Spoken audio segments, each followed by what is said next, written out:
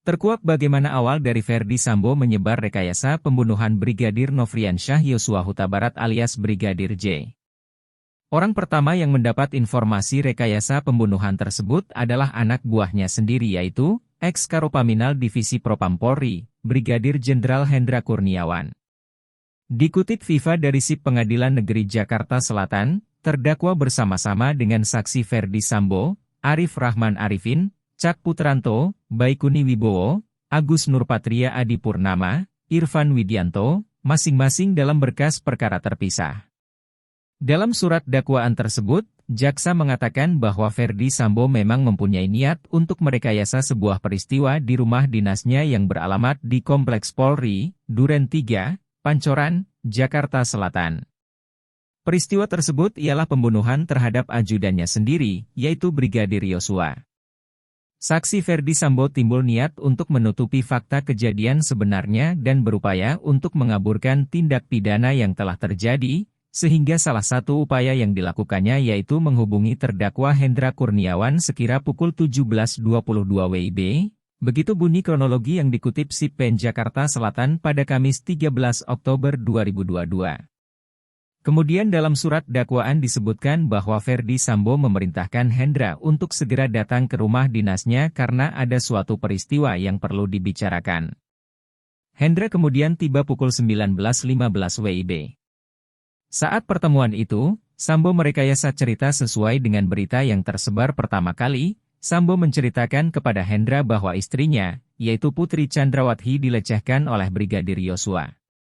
Saat itu terdakwa Hendra Kurniawan bertanya kepada saksi Ferdy Sambo, "Ada peristiwa apa bang?" Dijawab oleh saksi Ferdy Sambo, "Ada pelecehan terhadap mbakmu." Kemudian saksi Ferdy Sambo melanjutkan ceritanya bahwa mbakmu teriak-teriak saat kejadian itu, lalu Nofriansyah Yosua Huta Barat panik dan keluar dari kamar Putri Chandrawati tempat kejadian, karena ketahuan oleh Richard Eliezer Pudihang Lumiu sambil bertanya, "Ada apa bang?"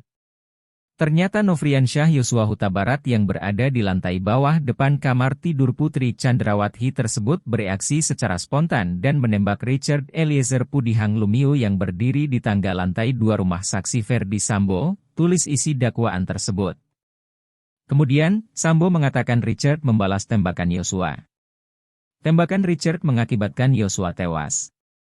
Pada momen ini, terbongkar bahwa Sambo merekayasa kasus saling tembak-menembak antara Richard dan Yosua. Pasalnya, peristiwa tembak-menembak antara Richard dengan Yosua itu tidak ada.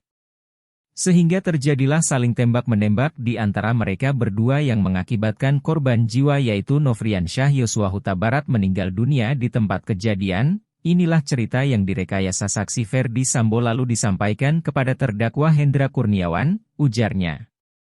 Hendra Kurniawan akan didakwa melanggar pasal 49 Jo pasal 33 Undang-Undang No. 19 Tahun 2016 tentang perubahan atas Undang-Undang Nomor 11 Tahun 2008 tentang informasi dan transaksi elektronik Jo pasal 55 ayat 1 ke 1 KUHP. Diketahui, para tersangka kasus obstruction of justice selain Ferdy Sambo akan menjalani persidangan pada Rabu, 19 Oktober 2022. Diketahui, ada 6 tersangka obstruction of justice yang menjalani persidangan yakni Brigjen Hendra Kurniawan, Kombes Agus Nurpatria, Kompol Cak Putranto, Kompol Baikuni Wibowo, AKBP Arif Rahman Arifin, dan AKP Irfan Widianto. Diceritakan Benny, Putri lantas berteriak. Lalu Eliezer datang dan disebutkan terjadi tembak-menembak yang terakhir diketahui bila kisah itu rekayasa. Setelah selesai mendengar cerita pelecehan itu, Hendra mendekat dan melihat mayat Yosua yang berada di bawah tangga dapur rumah dinas Ferdy Sambo. Kemudian, sekitar pukul 19.30 WIB, jenazah Yosua dibawa ambulans dan dievakuasi ke Rumah Sakit Kramat Jati yang dikawal oleh Susanto selaku Kabag Gakumro Provos Div Propam Polri saat itu. Diketahui, sidang Hendra Kurniawan akan digelar pada 19 Oktober 2022. Namun surat dakwaan Ferdy Sambo dan kawan-kawan sudah dilampirkan di SIP PEN Jaksel.